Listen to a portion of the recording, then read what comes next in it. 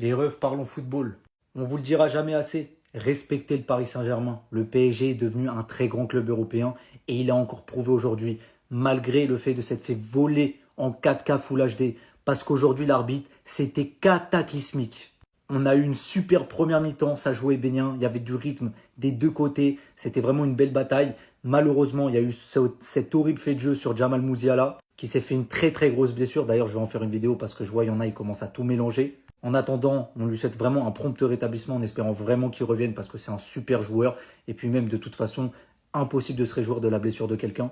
Mais malheureusement, derrière ça, ça a donné une deuxième mi-temps vraiment pas plaisante. Il y avait une atmosphère bizarre. L'arbitre, il sifflait tout en faveur du Bayern. Il y a eu ce carton rouge sur Pacho. Là, franchement, j'ai pas grand-chose à dire parce que la faute, elle était dangereuse. Et derrière, deuxième carton rouge sur Lucas Hernandez pour un petit coup de rien du tout. À la limite, tu mets un jaune, mais son truc, il est involontaire. C'est honteux. Mais malgré ça, le Paris Saint-Germain s'impose face au Bayern, 2 buts à 0. Désiré Doué, voilà, j'en entendais, ouais, Désiré Doué, non, il en fait trop. En attendant, 20 ans, il est clutch, il est présent dans les gros matchs, il est décisif. Il y a quoi maintenant? Et entrée d'Ousmane Dembélé qui marque sur un taf stratosphérique d'Hakimi.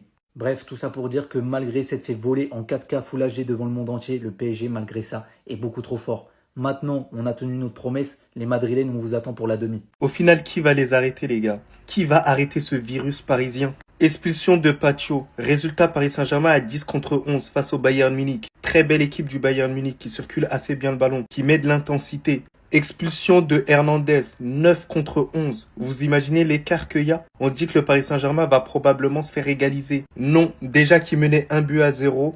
Grâce à Désiré Doué, qui confirme de plus en plus c'est un joueur tout simplement extraordinaire. Il y a Ousmane Dembélé qui confirme par la suite qu'il est bel et bien de retour. Lorsqu'il est rentré, il a su bien jouer avec le tempo, temporiser lorsqu'il fallait temporiser, accélérer le jeu lorsqu'il fallait accélérer le jeu. Et au final, il a même été auteur d'un beau but, petit filet. Joao Neves qui a été tout simplement mais impérial. Pour moi, c'est l'un de mes hommes du match, si ce n'est l'homme du match. Parce que habituellement, je le chouchoute d'un point de vue offensif. Mais là, c'est vraiment défensivement. Même les duels de la tête, il était présent. Il fait 1m01. Malgré ça, il s'imposait face à des boucs qui faisaient 2 mètres de long. C'est extraordinaire. Et ce qu'il y a dans cette mentalité parisienne, c'est avant tout le mental. Mais c'est en vrai.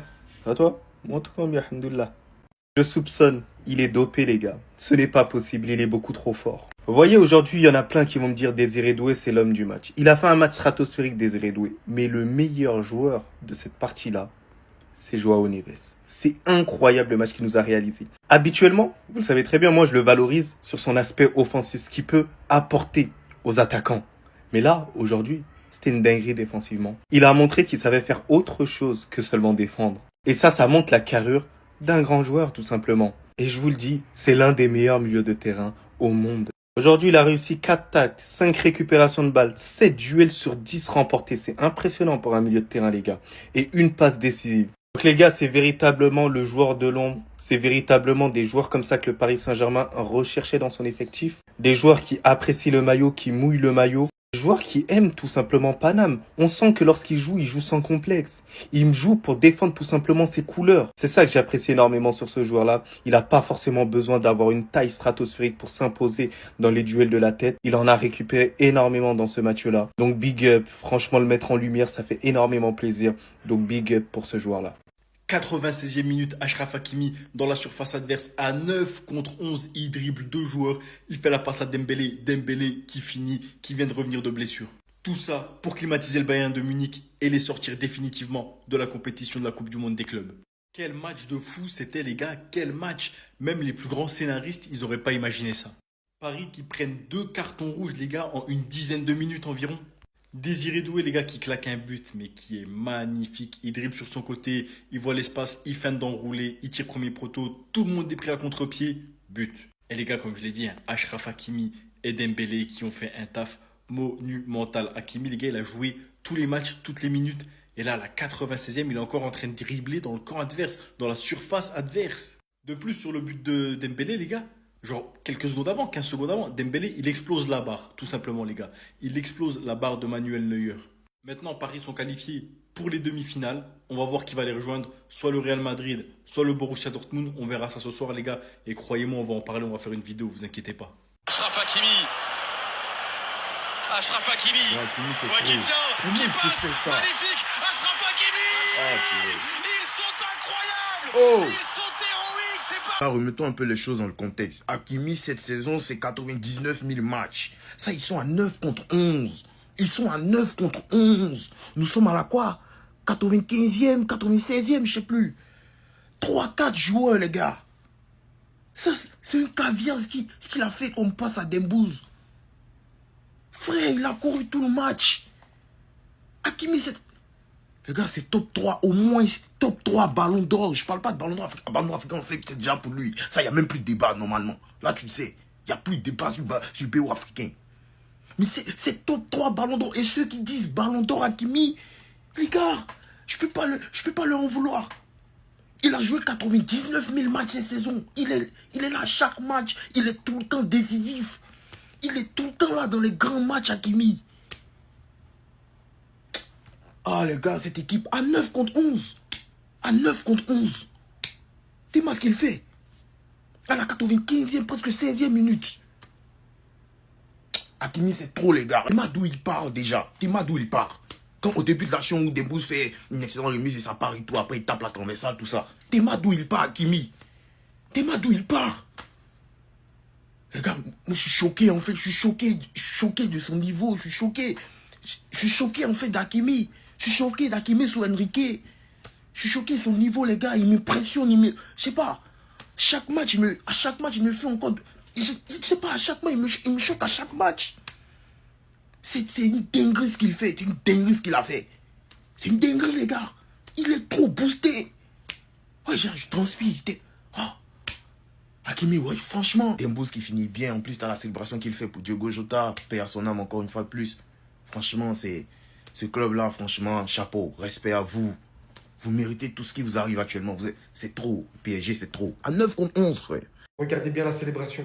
La célébration de Jota, les gars. Entrant en fin de seconde période, Ousmane Dembélé, qui malgré l'infériorité numérique vient mettre le Paris Saint-Germain en break contre le Bayern après un gros travail de Hakimi. Et c'est quoi ce niveau? C'est donc ça le niveau Jin final de Ligue des Champions? Tout en commençant par souhaiter bon rétablissement à Moussiala, qui s'est littéralement vu sa cheville retourner après un choc contre Donnarumma. En entendant des nouvelles du joueur, franchement, on est parti pour une bonne demi-saison de blessure. Lui qui était de retour à la base de blessure et titulaire pour la première fois. Pour vous en dire l'intensité de fou, William Pacho qui vient mettre ça sur Goretzka et qui par la même occasion prend carton rouge juste derrière en fin de seconde période. Lucas Hernandez qui à la fin du match vient aussi prendre carton rouge, certes sévère, mais à aucun moment donné son coude devait se trouver là-bas. L'intensité dans ce match c'était juste n'importe quoi, c'était d'une finale comme je vous ai dit. N'empêche pas le fait que le niveau des deux équipes était juste monstrueux. Entre le seul but du match de Désiré Doué en dehors de la surface, porté par un Joao Neves mais tout simplement stratosphérique, récupération au milieu de terrain sur Harry Kane, et Harry Kane, quel match aujourd'hui, continuant littéralement sa projection, la remet ici à Hakimi, puis la reprend derrière une fois qu'il aura pris un peu de profondeur. Tout simplement comme vous pouvez le voir jusqu'ici, il va feinter le joueur bavarois, se libérer de ses espaces à ce moment-là, pour venir tout simplement glisser ce ballon à Doué. Il a tout simplement orchestré l'action jusqu'à lui dire vas-y, tire. Mais s'il y a bien un joueur qui méritait aujourd'hui, c'était bien lui. Est-ce qu'il y a un truc que ce mec ne sait pas faire? Devant cette action, j'étais tout simplement choqué. Harry Kane qui a le ballon, qui feinte son vis-à-vis, passe littéralement les deux joueurs qui se font littéralement face à face. Derrière, il est encore contre un joueur. Il donne toutes ses forces jusqu'à conserver le ballon. Il a tout simplement tout fait jusqu'à en venir à guider son équipe via des passes de son camp. Comme vous pouvez le voir, c'est juste dingue. Et carrément effectuer même des retours défensifs. On veut tous un mec comme ça dans notre équipe. Le niveau des deux équipes a tout simplement été fou. Mais le Paris Saint-Germain qui arrive quand même à gagner 2-0 malgré l'infériorité numérique. Et c'est tout simplement beaucoup trop fort. Les gars, juste un petit message. Un message important. Et Ousmane, ballon d'or. Et Ousmane, ballon d'or. Et Ousmane, ballon d'or. Et Ousmane, ballon d'or. Ah! Encore une fois, on a montré, on a démontré. Cette équipe, elle a une âme. Cette équipe, c'est une famille. C'est trop fort. Sur chaque ballon, ça se bat. Sur chaque perte de balle, sur chaque attaque, tout le monde fait les efforts. Qu'est-ce que c'est beau. La vérité, c'était un beau match de la part des deux équipes. On va pas se mentir, même le Bayern, ils ont fait un superbe match. Mais à un moment donné, on a vu la dalle, elle était de quel côté. On a vu. Et je vous jure, c'est ça qui a fait la différence. C'est la dalle des joueurs parisiens, les gars. Et pourtant, on a fini à 11 contre 9. On était 9, ils étaient 11. À cause d'un carton rouge de Pacho mérité et un carton rouge de Hernandez pas mérité du tout. Mais malgré ça, quand tu vois qu'il y a un but, toute l'équipe est là. Les remplaçants, les troisièmes joueurs, ils sont là, tous là. Cette équipe du Paris Saint-Germain nous rend trop fiers, les gars. Quand on rentre sur le terrain, là, nous, on joue, on met le mode facile, on joue à la play, on gagne. Une pensée quand même à Moussiala, hein, qui a été victime d'une grosse blessure sur une sortie de Donnarumma. C'est encore un gros joueur qu'on va pas voir jouer sur les terrains la saison prochaine, malheureusement. Donc voilà, malgré la victoire, une pensée pour Moussiala. Et Ousmane, ballon d'or. Et Ousmane, ballon d'or. Fin de saison pour Jamal Musiala, les gars. La saison, elle a même pas commencé. Qu'il est déjà en fin de saison, c'est quasiment sûr. On le voit, les gars, suite à la sortie de Donnarumma, il lui a pris le pied. Et là, on voit, les gars, sa cheville, l'état de sa cheville, elle est brisée. C'est quasiment sûr, les gars. Il n'y a aucun doute. Je pense qu'il s'est cassé la cheville. Je vais mettre une image, les gars, âme sensible s'abstenir, mais vous allez voir l'état de sa cheville juste après. Regardez, les gars, on voit clairement que sa cheville, elle est tordue. La bosse, c'est vraiment mauvais signe. J'espère qu'il n'y a que la cheville cassée. Et encore, les gars, la cheville, c'est très, très, très compliqué pour les opérations. Pour tout ça, on le sait très bien. C'est un long temps de récupération. Donnarumma lui-même, les gars, quand il a vu ce qu'il a fait, regardez sa réaction. Il est choqué lui-même. Vraiment, les gars, on souhaite un très, très bon rétablissement à Musiala, même si on sait que la cheville, les gars, c'est pas comme le tibia, c'est toujours plus compliqué, plus de rééducation. Quand il va revenir, les gars, il aura toujours des douleurs. Vraiment, c'est une très très grosse blessure pour un footballeur. Là, il est clairement parti, les gars, pour quelques mois sans marcher, pour une rééducation complète. Donc moi, je pense vraiment que la saison, déjà que la saison 2024-2025 pour lui, elle a été compliquée parce qu'il a eu une blessure en deuxième partie de saison qui l'a empêché de jouer tous les plus grands matchs. Là, la saison 2025-2026, elle a même pas commencé, mais je pense que pour lui, elle est déjà terminée. Ou alors, il va revenir en fin de saison parce que c'est très très compliqué ce qu'il vient d'avoir. Et on a vu, les gars, la douleur dans ses yeux. Après, attention à ne pas tomber sur Donnarumma. Il y a peut-être un petit peu d'engagement, etc. Mais c'est le foot, les gars. C'est du contact, c'est malheureux, c'est involontaire. C'est comme ça. Plus les jours passent et plus cette histoire devient plausible. Plus cette histoire paraît vraie, en fait. Au départ, j'ai trouvé la propagande d'Hakimi Ballon d'Or faite par les Marocains un peu forcée. Finalement, les gars, finalement, on peut dire qu'ils sont dans leur hack. On peut dire qu'ils sont dans leur droit le plus total. Tu regardes le match, mais tu comprends en fait. Hakimi, il est fou, les gars. Et Dembélé, c'est Hakimi, il est fou. Ça veut dire qu'avant tout, dès qu'il marque le but du break, qu'il marque le but de la qualification de demi-finale, c'est qui remercie, c'est à qui fait des bisous. Fait lui-même 100 bisous s'il le faut, parce que ce qu'il a fait aujourd'hui, Hakimi, c'est du délire, c'est du jamais vu. Déjà, en temps normal, tu fais 100 sprints par match, donc tu es fatigué. Aujourd'hui, 9 contre 11. 2 joueurs de moins dans l'équipe. Allons sur le côté, 1 contre 3. Tu arrives à avoir la lucidité, malgré tes 100 sprints par match, malgré le fait que tu te défendes comme un chien. De 1v3, les mecs, lever la tête et la mettre en retrait à Dembélé. C'est pas fou, les gars. 15 buts, 16 assists, 31 goal assists. Et je sais même pas si les stats sont à jour. Il a commencé sa saison en fin juin, si je dis pas de bêtises, quand c'est les Jeux Olympiques. 1 an plus tard, il performe toujours autant. C'est quel moteur dans les cuisses qu'il a, les gars, s'il vous plaît? Faut qu'on m'explique. Le ballon d'or est devant vous. Mais est-ce qu'il est sûr? Aujourd'hui, je vous dirais non. Il était sûr avant cette Coupe du Monde des clubs. Aujourd'hui, je vous dirais plus autant. Aujourd'hui, cela est possible. Ce que vient de faire Hakimi est tout simplement irréel aux yeux du monde entier. Le plus important à retenir à ce moment précis, c'est le contexte. Le Paris Saint-Germain est en infériorité numérique, après avoir écopé de 2 cartons rouges. Hakimi qui ne se fait pas prendre par un joueur, pas par 2 joueurs, pas par 3 joueurs, mais littéralement par 4 joueurs dans sa totalité. Qui arrive malgré tout à se défaire de cette situation, à pénétrer en pleine surface, alors que les Bavarois sont sous la plus grosse intensité cherchant à égaliser avant la fin du match. Qui va venir normal trouver Dembélé pour lui offrir le but du break, le but de son retour, après sa longue blessure.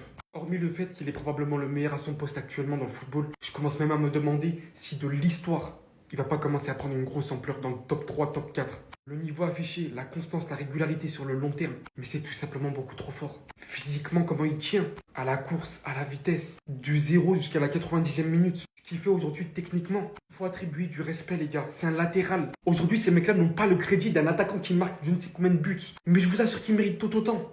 Victoire du Paris Saint-Germain, de très très peu. On était à 9 la team. Et même à 9 on a marqué. Voilà, on continue encore à tester le Paris Saint-Germain. Hein? Un arbitre qui a été contre nous. On était à 9. Et même à ça, on a gagné le match. Qu'est-ce qu'il y a maintenant? Vous voulez quoi? Maintenant, c'est qui le suivant? Le Real de Madrid? Hein? On a tapé Arsenal. On a tapé City. On a tapé Liverpool. On a tapé Aston Villa. On a tapé l'Inter. Maintenant, là, on tape le Bayern. Le prochain, c'est vous. C'est le Real de Madrid. On va vous taper votre babi, on va vous tchoufara ici. Comprenez un peu, hein? On vous a dit. On vous l'a dit depuis longtemps, hein? On vous l'a dit, meilleur club d'Europe. Wallah, c'est nous les plus forts. Par Allah, c'est le Paris Saint-Germain les plus forts en Europe. Wallah. Lui, avec son gros crâne, là, lui, il mérite une grosse chiquette. T'as voulu nous bicrave, hein? Anthony Taylor, là, avec ta tête, là, toi. Je pense que t'as le seum parce qu'on a battu beaucoup d'équipes anglaises. Toi, là, une grosse chiquette dans ton crâne, là. Hein? T'as voulu nous saboter le match, hein? On a quand même gagné. Lâchez que là, t'as le goût amer, là. Hein? Hein, Anthony Taylor, hein? Hein, Anthony Taylor? Imbécile comme ça, là. Malgré quand même beaucoup de déchets techniques, on a quand même gagné le match. Voilà, on a quand même gagné le match. Voilà, on va pas toujours gagner avec facilité comme on l'a fait contre l'Inter quand on les a fouettés. Des fois aussi, on va connaître la souffrance. Et c'est ça. Et même dans ça, c'est là qu'on voit le caractère des joueurs. On voit leur caractère. On voit qu'ils sont vraiment prêts. Ils ont un mental d'acier. Et c'est ça qu'on a besoin Paris Saint-Germain. Maintenant, Barcola, toi là. Toi là, Barcola.